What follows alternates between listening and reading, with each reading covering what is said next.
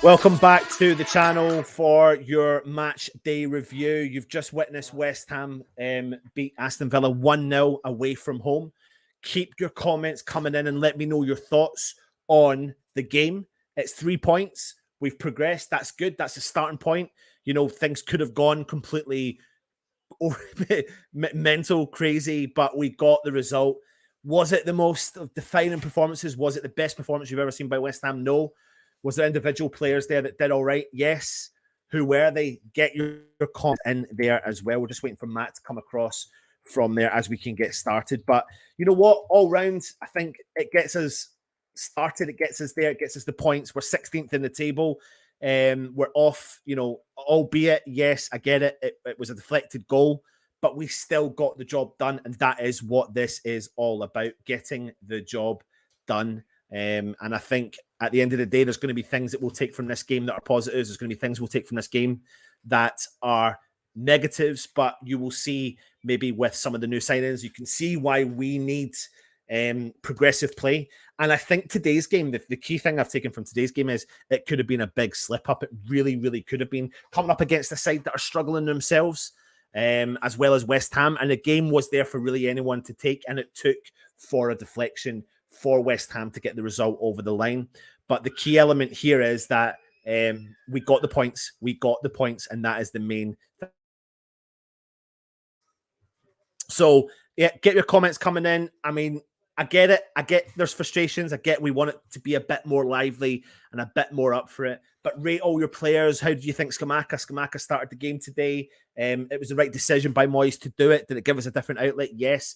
How do you think he performed? How do you think Antonio performed when he came on the park as well? Please leave your comments in and let us know your thoughts. We're just waiting for Matt to join us. Hopefully that is soon.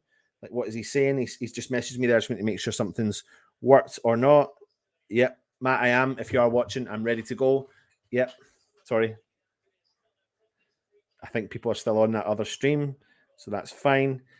But I think David Moyes will be happy all round with within reason with the performances today. We're going to go through all the individual players, etc., and what it happens. But it was a nervy game, and it was always going to be a nervy game. Both teams struggling. This definitely piles the pressure on to Aston Villa, and obviously Steven Gerrard, who Aston Villa are not really massive. You know, the fans are not backing what Steven Gerrard is doing currently.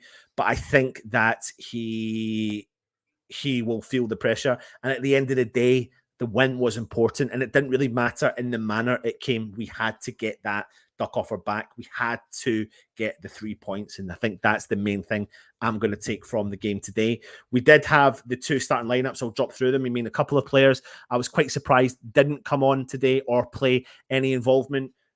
Was Cornet. He didn't have any involvement in the game today, but we started with Fabianski in goal. Johnson, Kira, Zuma, Creswell, and Emerson with a back five, so 3 defenders, and then you put Johnson and Emerson there as the wing backs. You had Rice and Suchek in the middle of the park, and you had Fornals, Bowen, and Scamacca. Now, listen, I'll hold my hand up, and I will say to you while I'm doing this show that when Pablo Fornals' name was on this team sheet, I, for one, and I am his biggest fan. I am absolutely his biggest fan, but I was a little bit disappointed, and I felt really sorry for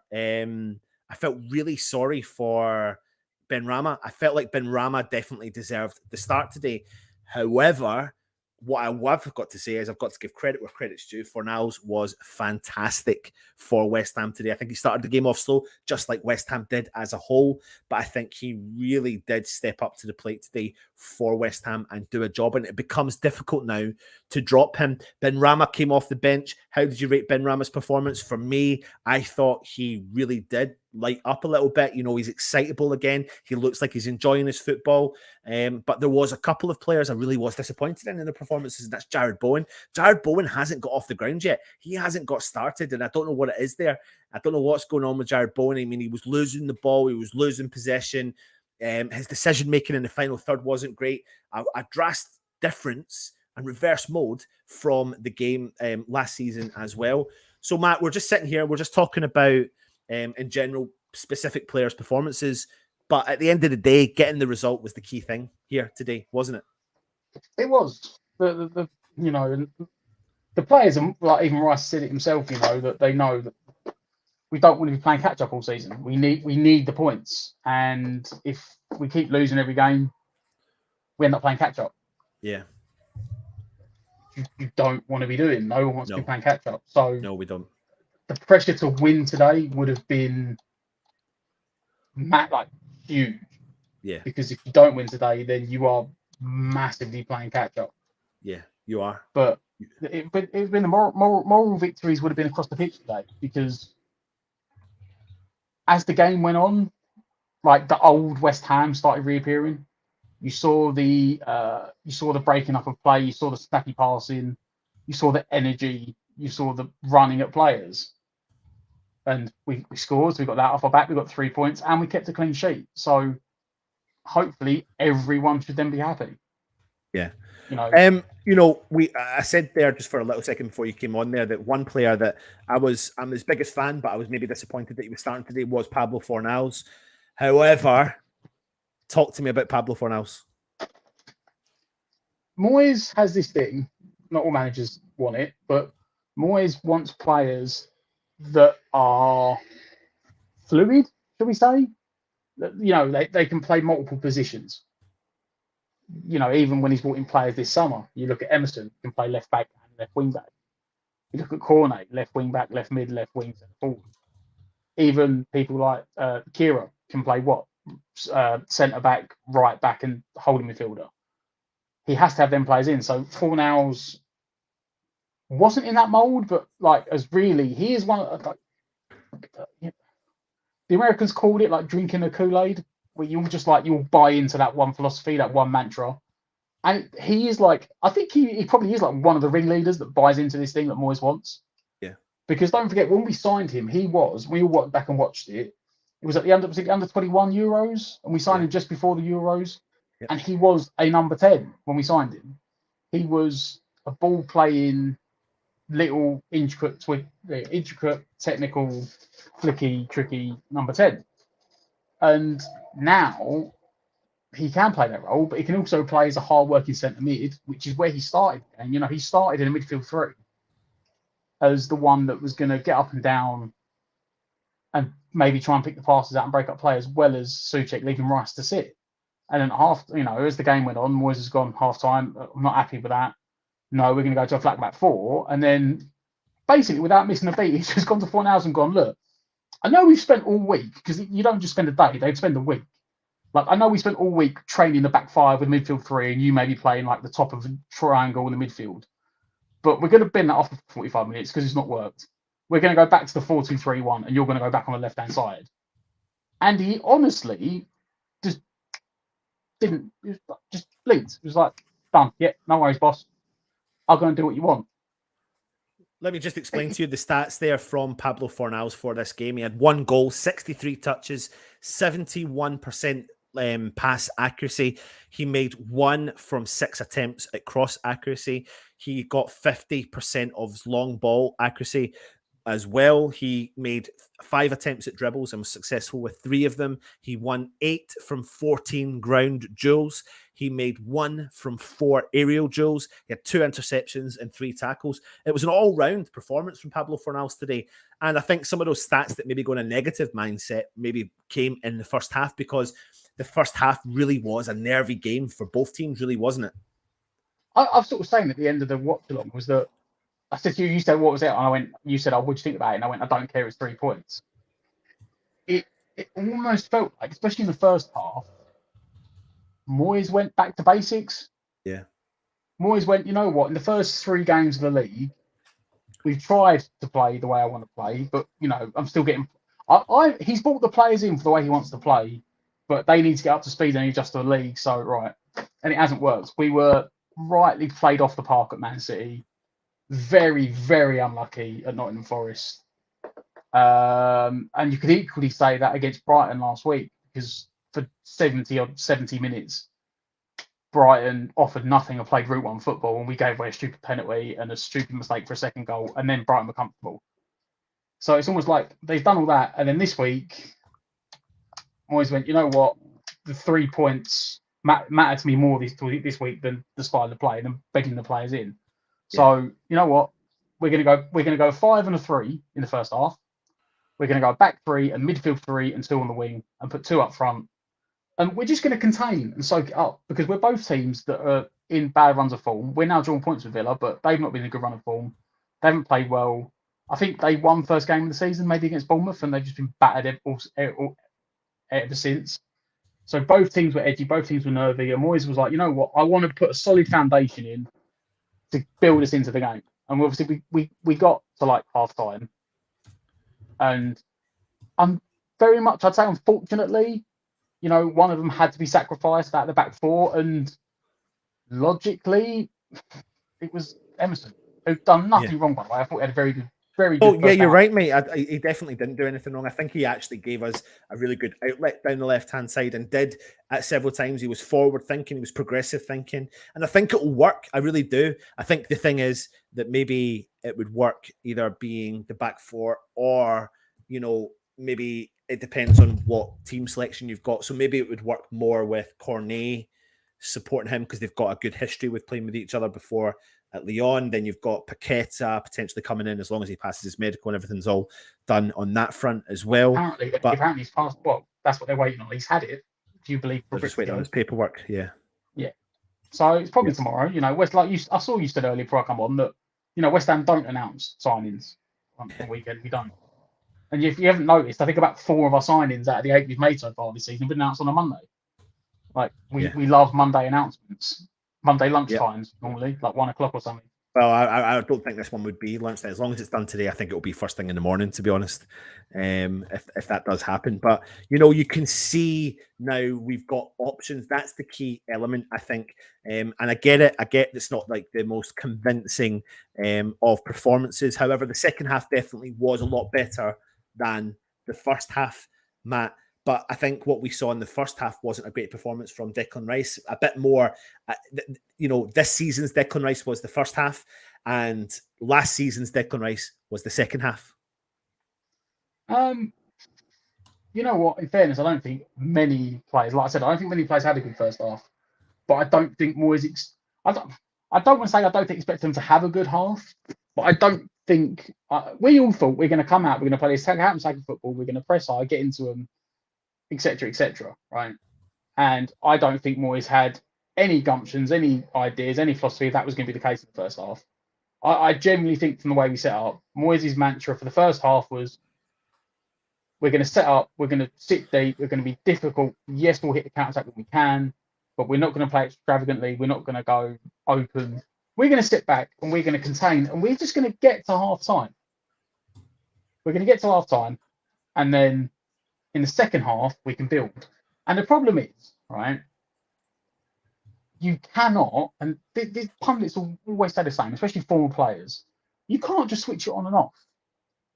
You can't just say, right, we're going to sit back and counter, and then you can see the goal. And it's like, right, no, forget that. We're going to come out of first gear, we're going to go up to fifth, and we're going to go all out attacking. You can't do it.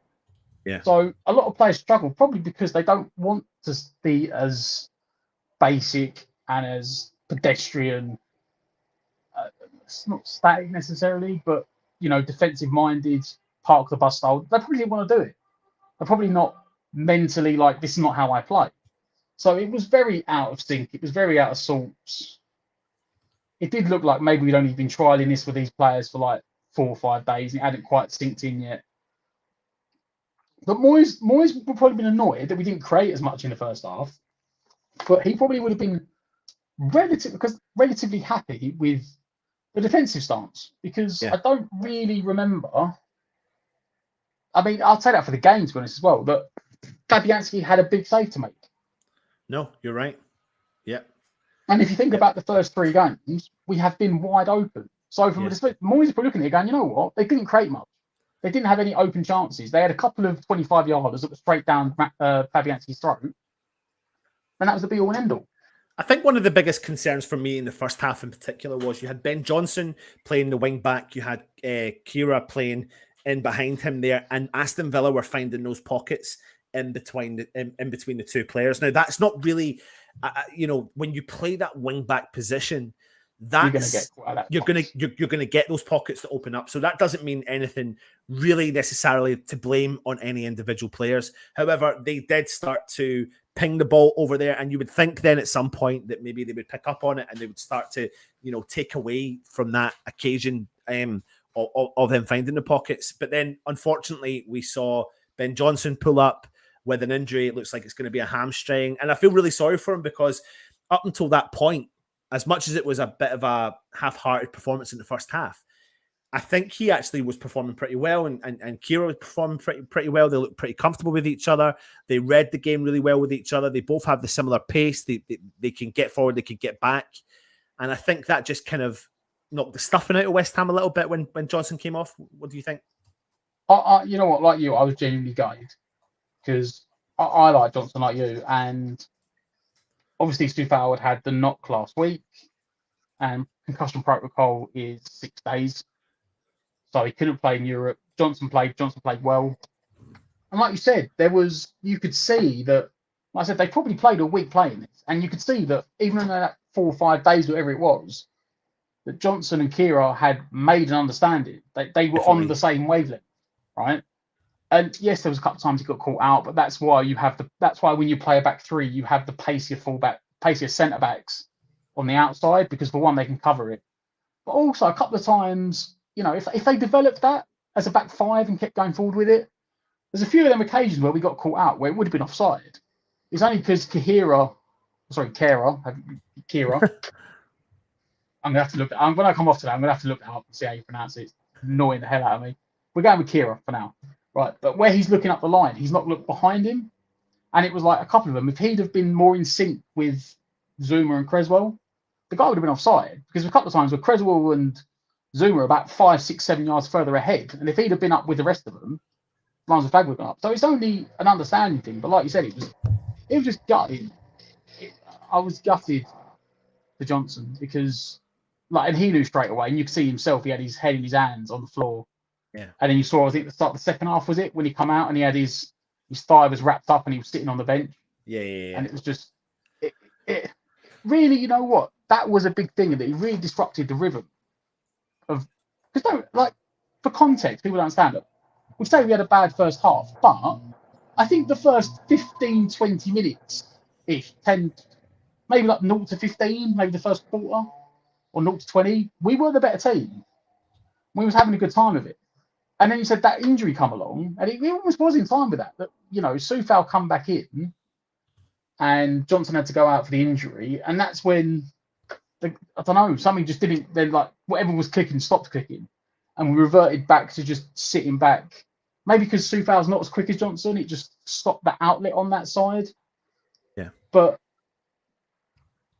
I don't know. I was gutted for Johnson, and then after that, it was After that, like you said, for no, I'm joking, from the 20th minute to the 45th minute, no one really offered anything. No. West Ham didn't have a lot of possession. In fairness, Aston Villa contained and pressured us very well. I'm sitting there getting frustrated because it was like West Ham would just, balls were coming in, West Ham would clear the ball, but then no one would have the balls, if you will, to bring the ball down and then actually calm us down. And then we can build out and go again. It was literally just, and you could see poor old Skamaka up top just getting more and more frustrated because he was just saying to him, "Look, calm down." Yeah. It'd be like Zoom would win the header. He was. And then 4 hours is then trying to spray a 40-yard ball into his feet, and then Bowen's trying to run and go. And it's like, unless all 3 passes are inch perfect, you don't retain possession.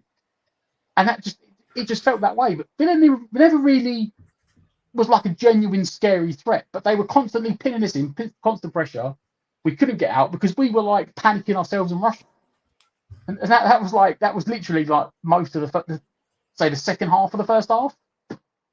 And Moyes was probably having to get us in at 0-0 at half time, to be honest, in a defensive sense that we're still there and we hadn't conceded. Can you read the stats out at the bottom there going across for Declan Rice? A lot of people are asking about his performance, but there's his game stats. Like everyone else. So 66 touches, 87 pass rating, which I thought was higher than it was. 2 key passes, 100% long ball accuracy. So 2 out of 5 ground duels won, 9 possession loss, 3 clearances, 1 blocked shot, and 1 interception. I think, I don't know, for me personally, I think a lot more defensive stuff come more in the second half. Yeah, It definitely. was like that goal settled us down. Yeah, because there was several times there, and I know you can see his 87% pass rate. That was definitely risen in the second half because there were several times he gave away the ball in the first half in particular, and they were putting us into a bit of problems. However, he did pick up. He did. There's no ifs or buts about it. He was making those hard, nutty tackles.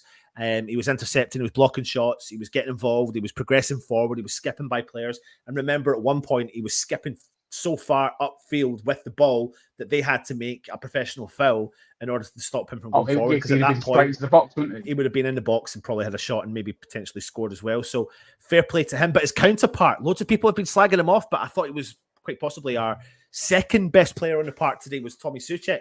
His stats were 49 touches, 87% pass accuracy, 1 key pass, 100% long ball accuracy, 3 from 7. So he won 3 from 7 attempted ground duels. He won all 50% of his aerial duels. He lost possession only 7 times in the game. And this is the big difference, Matt, from the possession we lost against Brighton. Collectively, between Tommy Souček and Declan Rice, we lost the ball 32 times between the two players. And today, you ready for the drum roll? They lost it half of that, 16 times between them. That's a huge difference. I don't want to say that, generally speaking, I'm talking like 99% of the time, pundits, coaches, players, and managers know better than the average fan sitting at home. There's a reason we sit at home watching it and we're not playing it at a high level because we don't, people always say about if you go watch Sunday League or if you go watch five-a-side and there's an ex-pro playing, it's like even guys that play like League 1, League 2 level, they're so far up and above what you'd call a Sunday League player. But every now and again, the average fan is right. And we've sat here for about a year saying that you need to tell Declan Rice to sit and not go running, and then Souček can go and do his job. Yeah. And it's the first time, I'm not even joking, probably is about a year, or maybe back to like November last year, it's the first time when Rice has just sat. Apart from, like you said, 1 or 2 lung busting runs, but you're talking 1 or 2. Like, one every 10 minutes, he might go on a run, every 15 minutes. But it wasn't every time the ball's going forward, Rice was going up there, pushing up, trying to make the overlaps and running. Rice, though, you called it in the first half, Rice was sitting in front of the back four protecting. So, yes, they deserve the praise. And in some ways, maybe you should be criticising Moyes, because it's no surprise that when Rice and Souček were lauded as the best midfield pivot too, it was because Rice sat and Souček ran. And all of a sudden today, it's like someone's turned around and said, no, Dec, you need to sit, let Tommy go and do the running. And then Thomas doesn't look as bad because he's not expected to do the passing. He's there to break up the play and then get further in the box. It's not rocket science.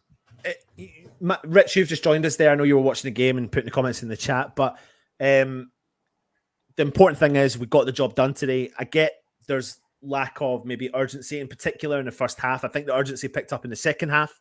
I think some of the performances in the first half was that kind of gliding. The game was passing them by.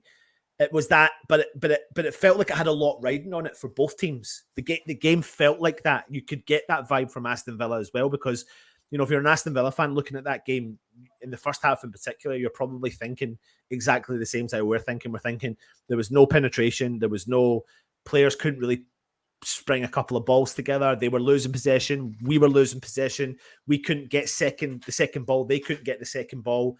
And they were passing the ball and it was going out for a goal kick. There was no bite, no determination. And it looked like there was a lot riding on this game because it was an important game, Rich. I mean, how important is this win for us so early in the season? Yeah, it's massive. Obviously there's been a lot of pressure on the squad based on the start that we've had in the league. And, I'll be honest, first half of today, we were sloppy and the energy levels weren't there. But to be honest with you, this game was about getting 3 points. Simple as that. I don't think the performance was the greatest.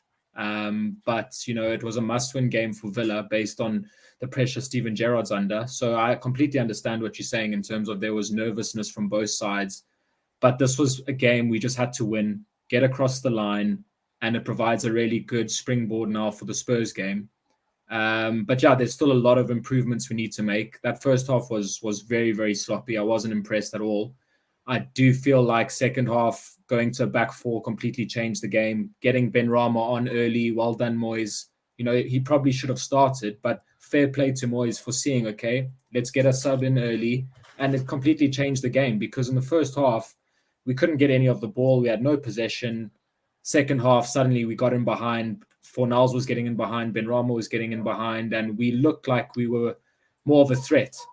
So, back to your question. I've rambled on. Massive result. I think another thing to take into consideration, and I think we really need to touch on that, and I know we've just glossed over it a little bit with Matt there, but last week against Brighton, Souček and Rice collectively lost the ball 32 times between them. And today, they only lost it 16 times. So half of the times they were lost out of possession, I have to give credit where credit's due from Tommy Souček. There's a stats going along the bottom of the game, but I thought he was one of our better performing midfielders today. Declan Rice had a very good second half performance. And of course, Pablo Fornals, stepping up to the plate when asked. And I kind of slightly was a bit disappointed that he was starting. I was like looking for that creativity from Benrahma. Fair play to Benrahma when he came on. But do you think that game was maybe won in the midfield battle today?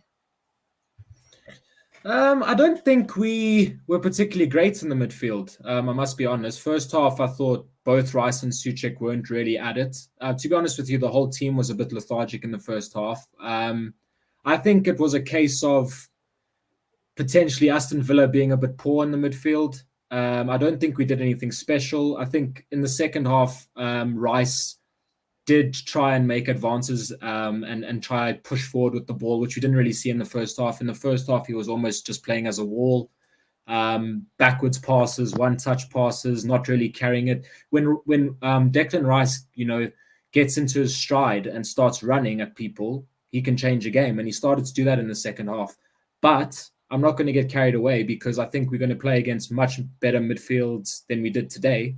And by no means did we dominate the midfield. I must be honest. So a lot of work still to be done, but we saw a couple more signs of the Declan Rice of old in that second half, carrying the ball forward, striding forward, looking to spray passes, getting fouled on the edge of the box, where he was about to get a shot away, which was much better. Whereas in the first half, we were nowhere. A player I want to talk about is Jared Bowen. He's not been at the races. He's not been at the races this season. I'm bringing up his stats for the game. Yeah. One shot blocked. He only made one successful dribble attempt from 4. He had 67% pass accuracy. He had no successful crosses. He only made 50% of long ball accuracy. He only won 6 of 13 attempts at ground duels. He made 2 attempts at aerial duels and lost them both. And he lost possession 17 times today. It was not a Jared Bowen performance. Rich, over to you again. Yeah, look, he's done himself no favors because Gareth Southgate was in attendance, and from what I saw, wasn't good enough. I think he'll know that it wasn't his best performance. He's struggling at the moment, Jared Bowen, and it's difficult for me to put my finger on it. But in the past, he'd get in behind and he'd look to get shots away. He's just been very lethargic and slow in his decision making. I mean, today again, he gets put through on goal. A good solid winger goes through and sticks that away, and he's cutting back, heavy touch, gets tackled, and we lose possession. And I think from a confidence perspective, he seems to be really struggling, and it is a problem because there will be players like Max Cornet, Said Benrahma who will be going. I didn't think Jared Bowen should be starting, and maybe that's something Moyes needs to consider. Maybe it is time for Bowen to be dropped. I know it's early in the season, but there are players like Benrahma who, for me, at the moment, are offering a lot more. Yeah. Caitlin is saying we had a lot of possession in the first half, but the second we lost a lot of it. Mark is talking about in defence. Thought Zuma was immense today, albeit not 100% fit. It seemed he won every header. Kira done well as well. Let's move on to our defence and talk about Zuma's individual stats as well, which I've got here for you. He made 12 clearances, 1 block shot. He won 100% of his aerial duels. He had 84% pass accuracy, and he made 50% long ball accuracy today. Again, another all-round performance, but I've got to give credit where credit's due for a player that I've been a bit concerned about sluggishness, etc. He was pretty outstanding today. Matt? Just gone right over my head. What was the name? Zuma. Oh, Zuma, yeah. So I thought you were talking about Creswell. I was like, Zuma. You know what? I always get worried, but I think it's just the way he runs. That he looks. I don't know. Like, you know what I mean? Like he runs weird. I don't know. Yeah. But no, I think you know what? I think the pair of them. Thank you, Jim. Had a very good game. Yeah. I thought him and Kira between them. Maybe that's just them getting the understanding going. Obviously, Kira come in and he went straight into the team last time, and maybe another week. But Zuma, they didn't really get bullied. They didn't really let anyone run in behind them. They kept quite a high line. They managed to keep everything in front of themselves. Anything forced wide, they both equally dealt with it in the air. Yeah. It was a very promising partnership performance. Something to build on, which is what we need.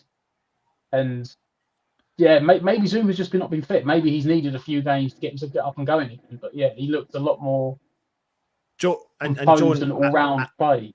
I think what John's saying there, he looks injured though, Anton. I mean, I've always said that I think he just runs weird. That's what I meant. He runs. I think he's got a kind of long last. He kind of waddles slightly, and I've always been concerned that he carries. He does. He kind of waddles when he comes off the park at halftime. He kind of waddles when he comes off, and I don't know if it's necessarily he just looks battered and bruised when he comes off the field. And I think if he can shake that sluggishness, then I think if we can get him back to the best, then I think we've got a fantastic centre half there. And then, countering that, Kira's 5 clearances, 2 interceptions, 2 from 6 ground duels, 1. He only lost possession 9 times, 85% pass accuracy, and 3 from 5 long ball accuracy. But what I will say is here, we've got a ball playing defender, a defender that maybe only really got a little bit caught out because when we played 5 at the back, him and Ben Johnson, the pockets were there for the opposition to look at. However, I think they both and all of them dealt with what was thrown their way really well. Now, there was a concern for me in the first half, and that was from the corner and the goal that was disallowed from Aston Villa, because, yes, it's disallowed. However, the marking was awful from all of the players because Coutinho made the run. No one tracked the marker. Marker didn't track the player. He found himself in space. He hit the post. And the ball that then parried onto the player who scored the goal, there was like 5 West Ham players standing still. No one followed the ball. And I think that was what the lack of urgency is. And I think we got away with that. But I think if I'm David Moyes, I'm taking that element of the game, I'm recording it, and I'm playing that to the players and going, where's your urgency to go win that second ball? Because I felt like we lost the second ball a lot today. But so did Aston Villa. But I don't want to sound negative. It sounds like I'm being negative. I'm absolutely buzzing. We've got the victory. You should have seen me when we scored. I was celebrating like anything else. So we've got the 3 points on the board. I understand that. I get that. But we need that urgency because we're going to have Tottenham next on Wednesday. And that's going to be a tough game against an opposition that's Champions League, that's been bringing in players that have settled into the league a bit better than West Ham just now. So we've just got to hope that it's the London derby. We can turn up on the day. Fingers crossed we'll have a new signing. Players will be looking over their shoulders and we can get a performance. But the one positive I'll take from that today, another positive I'll take from that today is the partnership between Kira and Ogbonna. It does look to be settling. They've got a clean sheet. That's positive. Rich? Yeah, definitely. I thought both Zuma and Kira were solid today. I think even in the first half, they were probably our 2 shining players in what wasn't a great performance. But, you look at someone like Zuma, he absolutely dominated Ollie Watkins. In the air, he was an animal. As you said, he won all his headers. He was very solid. And I think what aided us quite a lot was the fact that we were playing quite deep in the first half. And it didn't really allow Ollie Watkins to get in behind because that's where in the past he has hurt us quite a lot. And at the same time, I looked at Kerr today. He's got a bit of pace about him. There were times when they were trying to get in behind, and Kerr was more than quick enough to get back and keep possession. So yeah, it's exciting. I think Thilo Kerr, the ball playing centre back that he is, he offers us something different. And in the second half, it seemed as though he was trying to feed balls into Declan Rice and almost forced Declan Rice to take a grapple of the game. Because in the first half, it seemed like Rice didn't even really want the ball, didn't seem to really be too interested. I don't know if he's struggling with confidence or something. But I mean, I noticed straight away in the second half, Thilo Kerr would get the ball, bang it into Declan Rice and say, go on, let's get forward. So yeah, credit to the pair of them. I thought it was a really solid performance and another clean sheet for us. Yeah, absolutely. And I think that's really, really vital. Let's move up front to Scamacca. He made his first start in the Premier League today. He played 65 minutes. He had one shot on target, 2 successful dribbles from 3 attempts, 24 touches, 69% pass rate, 1 key pass, 100% long ball accuracy. He won 4 from 6 ground duels and 100% aerial balls, won with 1 clearance. I do think we have someone here. I think we just need to learn how to play with him. And I think players like creativity, like Benrahma's, like Paqueta's, can only but offer Scamacca much needed support. And if you then get Bowen bouncing back, firing on all cylinders, he'll get the service that he's looking for. But, when you look at those individual performances, Rich, what do you think of Scamacca today? Yeah, we've got a proper player. In the first half, he was really starved of any service, but whenever he got the ball, neat and tidy, good footwork, held up the ball really well. I was actually very, very annoyed when he came off. I'm sure you saw in the group. Because I thought he just needs the 90 minutes in the Premier League. He barely had any service, as I said. There were bits and bobs where he looked good, but yeah, just give him 90 minutes and give the lad a chance. I'm convinced if he had half a chance, he would have stuck one away. But it's very positive because even if he's not getting the service, when he does get the ball, when balls are played into him, he's very, very strong. I've noticed that. I mean, he held off 2 Villa defenders quite easily today. He's got good feet. So yeah, I was impressed with his performance, and I'm just really hoping that he gets a proper run because there's no doubt if we play to his strengths, the man's an animal. I've already seen enough.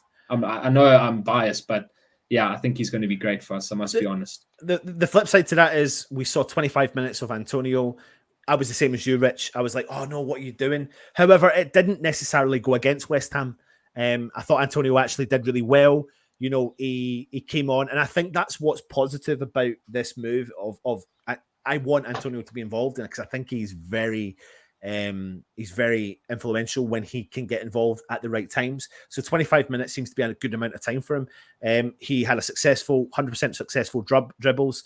He had 12 touches, 75% successful in his passes. He won 50% of his ground duels. He won 1 from 3 attempts on his aerial duels. He only lost possession 4 times, but he done his hold up play deep in and fed in the midfielders, which it felt. You kind of are starting to feel like, I wonder what he would offer if he started the game with Scamacca. Do all that dirty work and feed the midfielders. And because Scamacca is that natural born instinct striker, that he's up there waiting for the balls to be fed. Matt, how do you rate the two of them? I said, Scamacca, his hold-up play was fantastic. There was times he was literally bullying, the defenders were trying to bully him, and he was just holding him off like, no, you're not having the ball back. And he's got brilliant feet. He was retaining balls, making sure we held up the play, linking players in. Yes, he was getting frustrated at times, but he will do because he just wants to score goals. He wants the ball, he wants to get off goal scoring opportunities. But you can, like we said, you can see 100% as a player there. It's just working him into the system, working players into the system to match him. Funny enough, I thought when that spell in the second half when Antonio come on and we started getting further forward, getting balls in around the box, you were like, that's when you actually wanted Scamacca on the pitch because he was been getting on the end of them and causing problems. Yeah. But Antonio, on the flip side, what did we sit here and say for the whole of last season? That Antonio's had to like play within himself because he has to play 90 minutes every week. There was no plan B. There was no option to come on. So, you know what? We let Scamacca go and bully their centre backs for 65 minutes, build up his confidence, build up his fitness, and then you unleashed Antonio for 25 minutes to just go and do everything he wants. And because he didn't have to worry about making sure he lasted 90 minutes, he could just go and throw everything at it. And he was bullying defenders as well. They couldn't get the ball off him. They struggled to get Scamacca. I think the one time I could think of it was like he played into him, controlled it on his chest. He had 3 players around him. In the end, I mean, I still think he was fouled. I think he got his feet kicked out. He went to pass it off. But that's what he took to get the ball back off Antonio. So, and I think maybe Moyes say he might have to pick and choose when to start which player for which game. Maybe that'll be like the next development in Moyes' tactics is, okay, once we get an 11 sorted, now it's which players fit which game rather than just playing an 11 all the time. I agree with this comment from 2 Up 2 Down Hammer. So looking forward to our team bonding will be dangerous. I think there is an element of bonding there. I think we'll get the players in, get them, familiar with each other. And yeah, I agree with you. 2 Up 2 Down. I think we got the ability to be dangerous, and I think this game is only but going to do us the world of good to get maybe some of the crap. The thing is, we didn't perform well in the first half, but we've got the result over the line, and we came out better in the second half, like you said, Matt, earlier on there. On the bonding thing, I was going to say, if you remember back when we was in the relegation battle, Moyes come in, we got really lucky because we had that 6 or 8 weeks, or was it 12 weeks when we went into lockdown? Yeah. And that meant the boys could just sit there and play and bond and gel. And then when lockdown come back out, we went on that amazing run of form and stayed up. And now it's like we're bringing potentially 12. We've signed 8 players and potentially 3 or 4 more. If they bring them in, we then have potentially, depending on who gets selected or not, we've got another 2-month break, 6-week break in the middle of the season because of the World Cup. So getting the business done, even if we've dragged it out, especially for the players that get left behind at home, there's going to be a lot of opportunity to bond and get the togetherness and the understanding going. Yeah. Especially with the Italian players, because Italy didn't qualify. Yeah. So it gives Scamacca another 6 weeks of fitness time. Yeah. I want to talk about just a couple more players before we go. So Benrahma didn't start the game today, but he came off the bench in the second half. He had 45 minutes. He had 75% or 80%, successful dribble attempts in the game today. He had 29 touches. He was 85% pass accuracy, 1 key pass, 50% in his crosses, 50% in his long balls. He won 3 of his ground duels. So he's getting stuck in. When I'm looking at his individual stats per game, he's getting stuck in again, which is something we want to see. He lost possession 7 times, and he made 100% successful tackles. Equally a bit harsh that he didn't start the game, but he's still showing signs of progression under this West Ham and David Moyes. Rich? Yeah, fair play to him. He could have easily dropped his head and sulked when he came on, but to be honest with you, he was part of the reason the game changed in the second half. I thought he was brilliant. Finding pockets of space, getting in behind, putting people on the floor. Really, really skillful player, and as you said as well, getting stuck in. From the first minute he came on, he was hustling defenders, making them think twice. And yeah, I think he'll be a bit annoyed that he didn't start, but he made a massive difference when he came on, and that's a massive positive when you've got players that aren't playing, but when they come on, they're hungry and wanting to push the team forward, and that's what he did today. So yeah, massive credit to him. For me, he's been our best player so far this season. So yeah, he's proved a lot of the doubters wrong, including myself. Absolutely. People forget that Scamacca played on Thursday night too. Giving him an hour with an up-and-coming fixtures made a lot of sense. Valid point. What a player we have there, by the way. Works his ass off too. Deep in the saying, starting Antonio was a waste of time.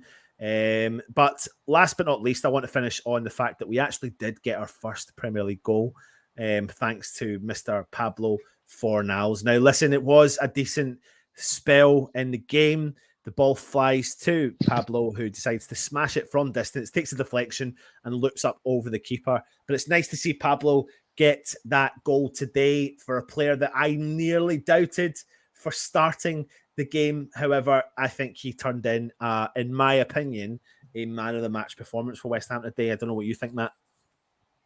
Yeah, I think what I said, first half, no one really played particularly well, but the ease of which Pablo transitioned from like basically like an almost centre mid / centre attacking mid at the first half in a 5-3-2, then just going straight out on the left wing for the second half, whole of the second half in a 4-2-3-1. And, you know, I always worried when we went to back four. I was like, oh no, they're playing Creswell. Creswell's now, you know, especially with like when Bailey come on, you're thinking Danny Ings or Watkins or Bailey, any one of them, Coutinho, could openly expose the lack of pace Creswell has. Even the fullbacks, Matty Cash was running forward all the time, but you never really saw anything because of the work rate and the workload that Fornals puts in.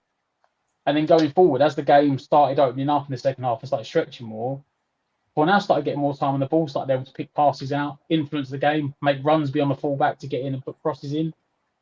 I thought he had a really well-round accomplished game, but as I said to you before, he is like one of Moyes' trusted soldiers now. I think the effort, the work rate, the defensive ability and attacking ability he has.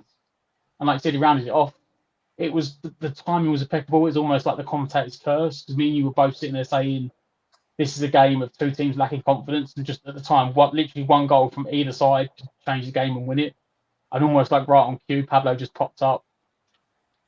Don't buy a ticket, don't win a raffle. Cut inside from 25 yards on his right foot, had a shot, looked on target, looked like it was going towards the corner.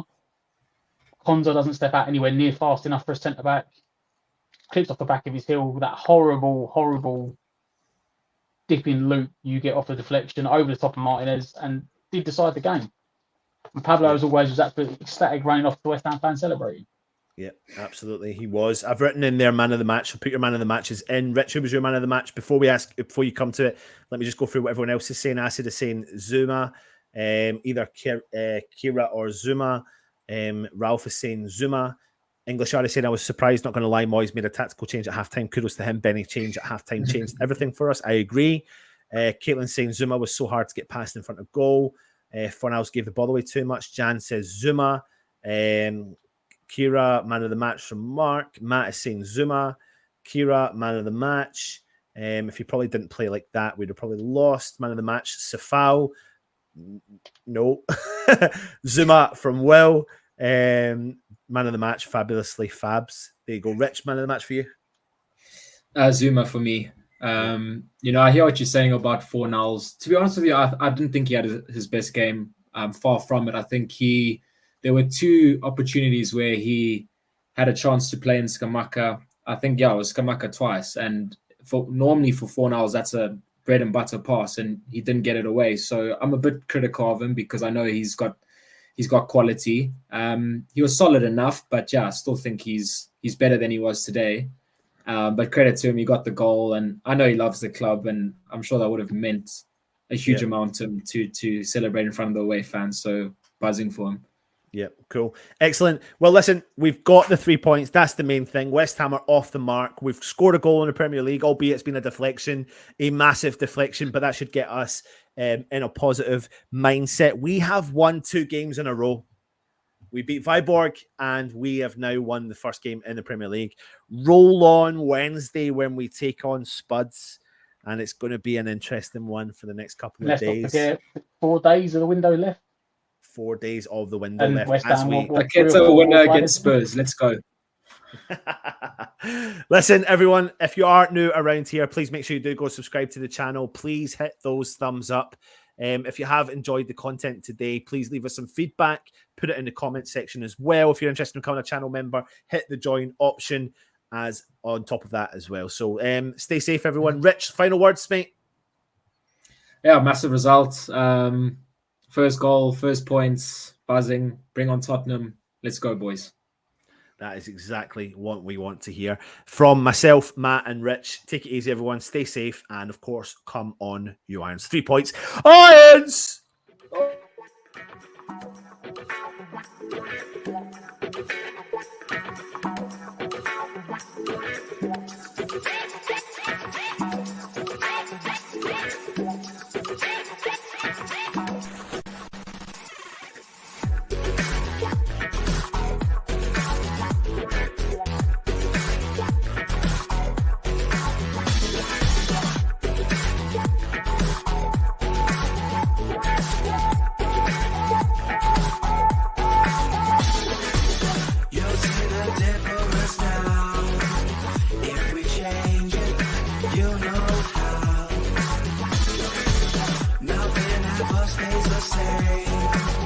Once you let it change. It's like a family tree. Part of you